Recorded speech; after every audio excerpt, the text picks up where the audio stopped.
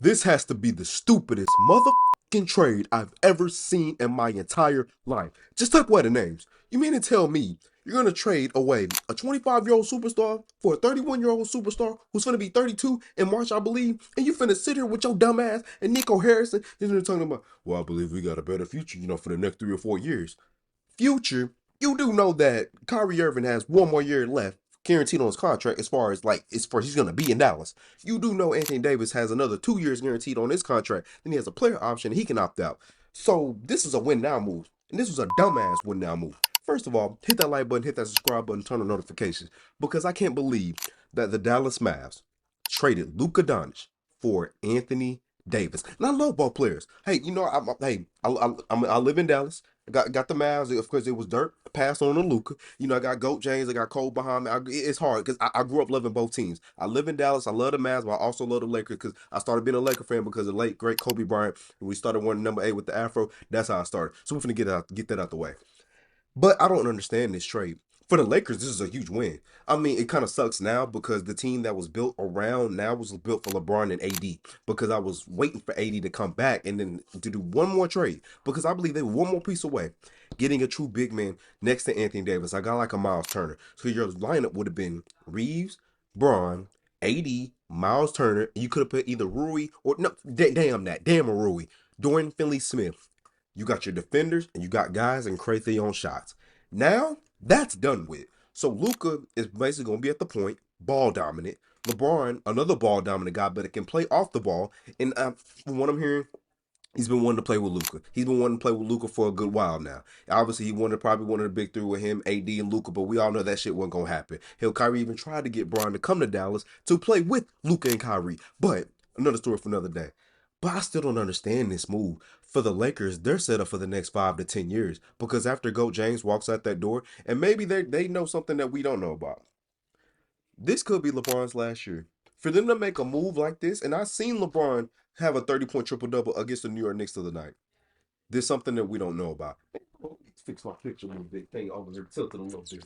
But whatever. I'll fix that about Gold James in a minute. I don't understand it, y'all. I really don't. Nico Harrison has to be the foolish, dumbest GM I've ever seen. I can't believe he sat here and said out of his own mouth. LeBron didn't know. AD didn't know. Jason Kidd didn't know. Jason Kidd, your own head coach, did not know. And Rob Pelinka was like, "You serious, right? You're gonna give me Luka for AD?" I bet he's looking. I bet he's saying to himself, "Dumb dumb. Thank you for the dumb ass because I will gladly take Luka, a 25-year-old superstar, mind you. He just took the Mavs to the championship. Just took the Mavs to the finals in the summertime. And you're concerned about his conditioning? I don't give a damn if the man was eating 10 cheeseburgers in a day. You keep that man. He just took you to the finals. We're not talking about Zion Williamson. And we're not talking about cheesecake over teammates himself. We're not talking about Joel Embiid, Chick-fil-A over teammates. We ain't talking about that. We're not talking about Ben Simmons with his sensitive ass and can't stay on the damn basketball court. Got this ailing back and all this other shit. We're not talking about that. We're talking about a superstar, a megastar, a global star, and Luka, and you ship him away. If that was just to let y'all know, Mark Cuban, if he was majority owner, like how he's been for damn near God knows how long, this never happens. Because Mark Cuban set up the Mavs' success for the future. It went from Dirt, the legendary great Dirk Nowitzki, who carried the Mavs on his back for 20 years, and then you passed the torch on to Luka. Luka was supposed to have it for another 10 to 15 years. And the man came into the league at 18 years old. He's 25 now. He's went to two out of the past 4 years. He went to two Western Conference Finals. Two. Just went to the NBA Finals. And without a doubt, he was your best player, your best scorer, your best playmaker. Yeah, he was the worst defender on your team, but he made up for it on the offensive end. What hurt is Kyrie was a no-show in the NBA Finals. He was Uncle Drew through the first 3 rounds, but in the NBA Finals, you looking underneath the chair, the table, you looking everywhere else, and you can't find Uncle Drew. So I just don't understand this move. And for the Dallas Mavs, you basically have two Robins on your team, and you're sitting talking about that would gave us the better chance to win. Are you fucking serious? AD with LeBron gave the Lakers the best chance to win the team right now. Because looking at the West, I don't see it. I'm not scared of no Oklahoma City Thunder. I'm not scared of no Denver Nuggets. Damn sure I ain't scared of no Los Angeles Strippers. Yeah, I ain't say Clippers. I said Los Angeles Strippers.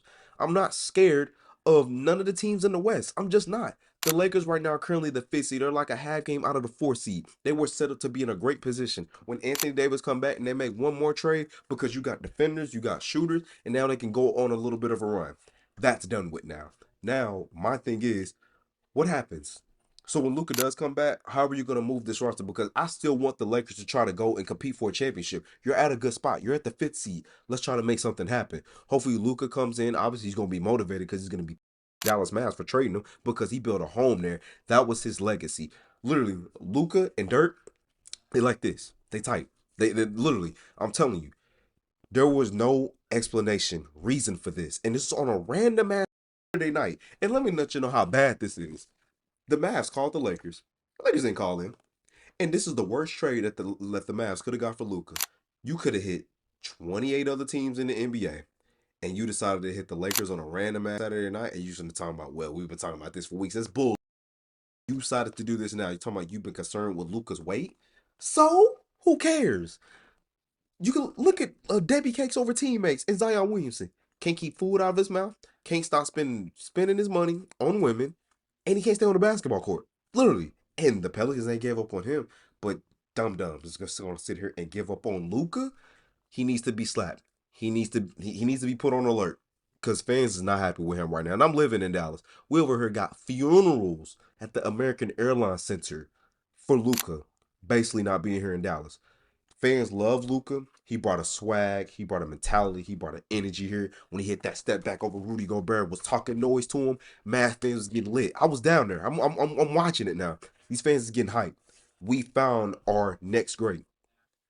That's done with now. That's over with.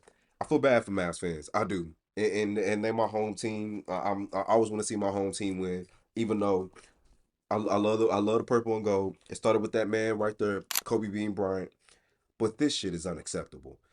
He got a 2-year window. Nico Harrison, you on high alert, my boy. You on high alert. You got a 2-year window. Not a 3, not a 4-year window. They were saying in his dumbass conference early on. If you look at Jason Kidd's face, oh, he was hot. He was mad as hell. I'd be furious too. Because you didn't tell me you was trading my megastar for an older superstar in Anthony Davis, who's 31 years old, by the way. So, we're going to see how this works. This could turn out great. Maybe the Mavs can make a deep run in the playoffs, even though they're currently a play-in team. They're like an 8th seed in the West. They're only 3 games above 500. And last time I checked, they was getting their ass by the Cleveland Cavaliers by 45. So let's just say they're going to be 26 and 24 after this video is published. It's not looking good for the Mavs right now. And by the way, y'all do know that Kyrie Irving, yeah, he's listed as a point guard. Y'all know he's not a point guard, right? He's a 2 guard. Him and Luka play great with each other, even though all they really did was one-on-one basketball. But Kyrie and AD in that pick and roll and that pick and pop is going to be nasty. But Luka is a hell of a way better playmaker than Kyrie. Kyrie is not a playmaker. Kyrie is a shot creator. He's a tough shot taker and a tough shot maker. Anthony Davis, you can honestly give him the ball in close game situations? No. And I love Kyrie. I love Uncle Drew. But comparing him to Luka in clutch game situations, and I understand that, you know what I'm saying? Kyrie hit the game 7 shot against the Warriors back in 2016. He's come up clutch in situations. But this is Luka the Don we're talking about. When healthy, this is a top 3 player in the NBA. No discussion. SGA, Luka, and Jokic. That's it. That's where it stops at. I won't give a shit about Giannis can't make shots like these dudes can. I got Giannis at 4. But I can't believe this happened. The dumbest trade in NBA history. The Lakers pulled a heist out. And just to let y'all know, this is the in 2008, February 1st. The Lakers traded for Paul Gasol. They gave up sorry ass Kwame Brown and a bag of peanuts for Paul Gasol, who was an all-star at that time. You turn around and trade an older Anthony Davis, who's gonna be 32, either in March or April, I believe, just to turn around and get a 25-year-old superstar who, if we're being honest, is Luka even in his prime yet? He's 25. Guys in their prime don't start getting their prime until about 27, 28, 29. Luka's 25. He's going to get better. His condition is going to get better. That's fixable. So to sit there with a straight face and say, we're worried about his conditioning and defense win championships. No shit, Sherlock. But you also got to have guys that can put the ball in the bucket. And you had that in Luka. You had a guy that can get you 30, 10, and 10 on a nightly basis. You basically said, bump that. I want your. And on top of it, I don't really think he liked Luka. Because for him to trade him that fast, I don't think he liked Luka. Because I remember Shaquille O'Neal would always come to the Lakers out of shape. But guess what? Did the Lakers just trade him? No, they went on to win 3 championships. So that's how much they didn't give a damn about that. He played his way into shape. Luka's gonna continue. And for instance, I'm gonna give Rob Pelinka some credit. I've been on his pause for a long time because not him breaking up that 2020 team and not really bringing in the quality pieces to help LeBron and AD get another chip. For him to pull this off, give that man a round of applause because he set the Lakers up now for greatness for the next 5 to 10 years. We're gonna thank Goat James because he pulled the Lakers out of poverty because they went 6 straight years without making the playoffs. You know what? Let me go and turn this thing around. Let's bring in AD. Let's go and get a championship. So now with Goat James possibly on his way out, probably at the end of this year or next year, because for them, like I said, for them to pull this move off, Lakers front office knows something that we don't know. Bron's not gonna tell us when it's last year because he said it himself. Sometimes he wants a farewell tour, sometimes he doesn't want a farewell tour. But only time will tell with that. Let me know what y'all think about this trade, man. Like the video.